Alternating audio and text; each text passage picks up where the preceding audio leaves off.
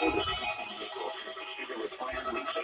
following area of extreme southwestern California: Orange County, Riverside County, San Bernardino County, San Diego County, and the coastal waters from San Mateo Point to the Mexican border and out 60 nautical miles, including San Clemente Island.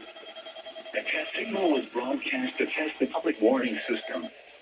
The test is normally conducted between 10 a.m. and noon each Wednesday, weather permitting. The signal was also used to test the activation and emergency readiness of the Skywire network of radio operators.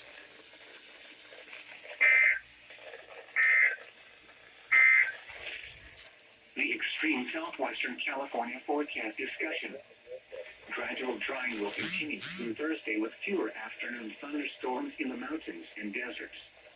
Another influx of moisture on Friday and Saturday will increase chances for afternoon thunderstorms in the mountains and deserts. This will be followed by drying for Sunday and Monday with the smallest chances of thunderstorms on Monday. Moisture and thunderstorm chances will begin to increase in the middle of next week. High temperatures for inland areas will not be as high as with the influx of moisture, and warmer for early next week with the highs. The National Weather Service in San Diego has issued a required weekly test for the following areas in Orange County, Riverside County, San Bernardino County, San Diego County, and the coastal waters from San Mateo Point to the Mexican border and out 60 nautical miles, including San Clemente Island.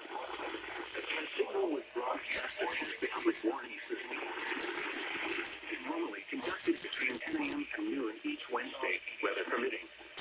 The signal was also used to test the activation and emergency readiness of the Skywire network of radio operators.